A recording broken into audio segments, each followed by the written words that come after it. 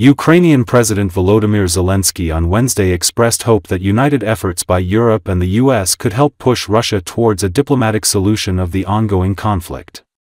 According to Associated Press, Zelenskyy spoke after being welcomed to the Elysee Palace by his French counterpart, Emmanuel Macron.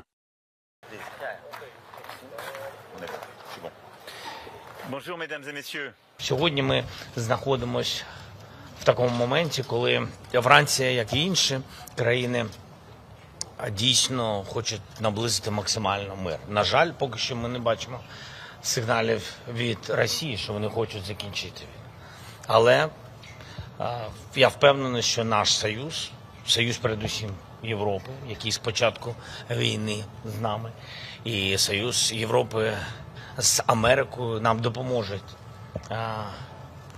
збільшити тиск на Росію, щоб перейти до дипломатичного вирішення.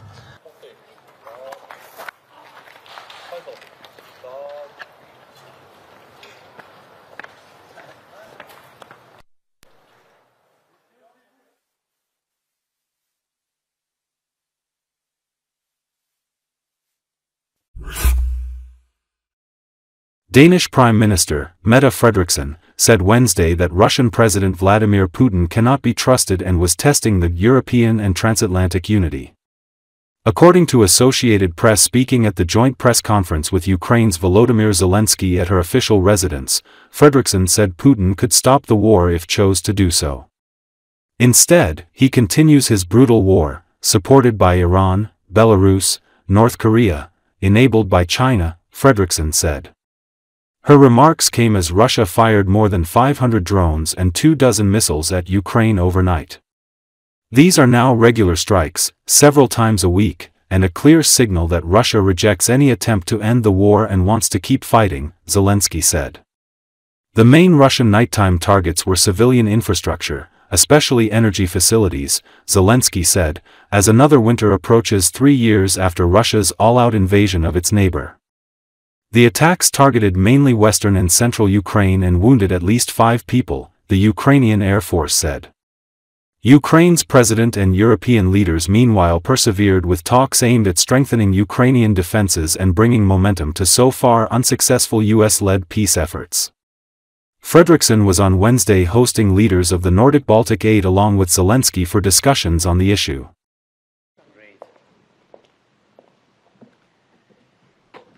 Welcome everybody, and of course a very special welcome to my good friend Volodymyr Zelenskyy. I don't think Putin can be trusted.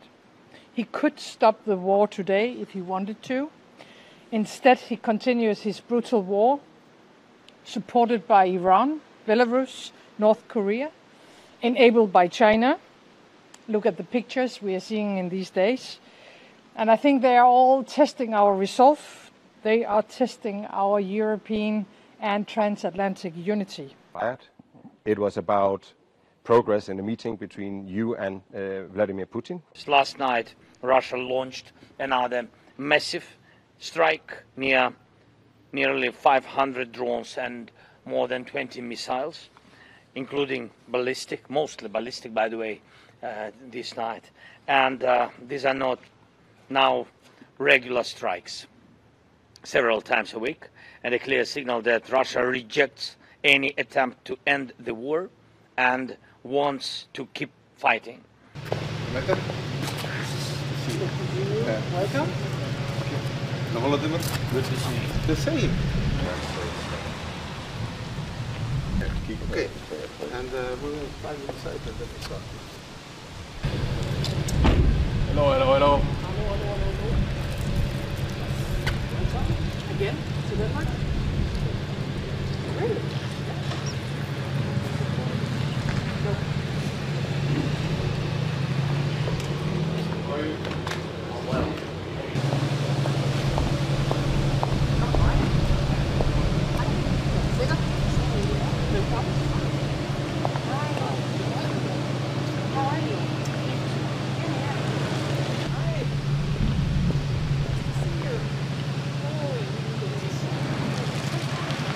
It's your first time.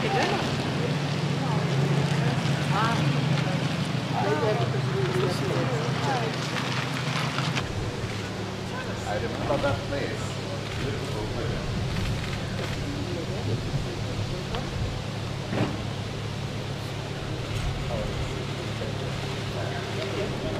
Friends? Friends? Want to see that?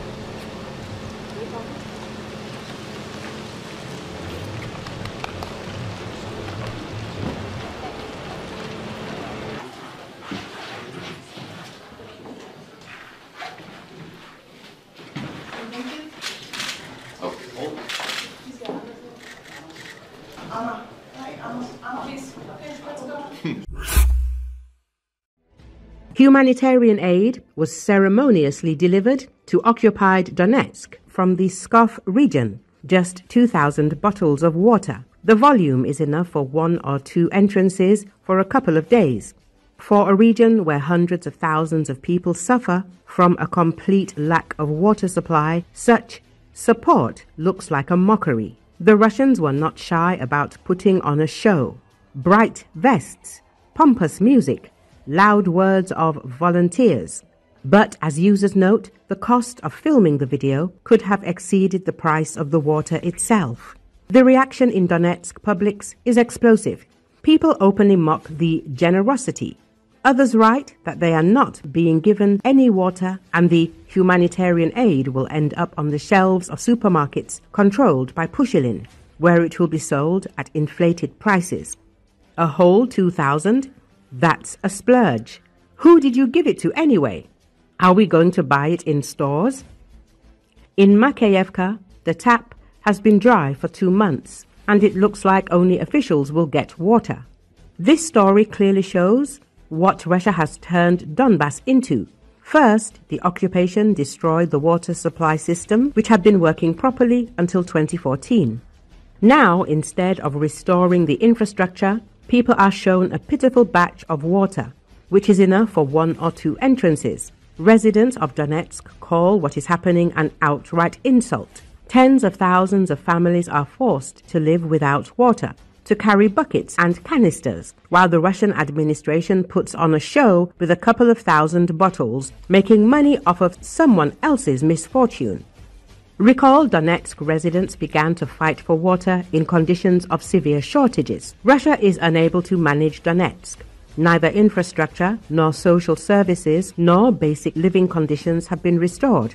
The de facto authorities have withdrawn, and responsibility has been shifted to the residents themselves. The lack of water has become not just a household problem, but a catalyst for deep social degradation. The city, once one of the most developed in Ukraine, with powerful industry and a decent standard of living, is now collapsing morally and physically. A native of Donetsk, Ukrainian blogger Denis Kazansky emphasizes that a complete brutalization of society is taking place, with the indifference of those who arranged all this. At the same time, people are afraid to come out to protest against the occupying Russian administration, and they turn on each other.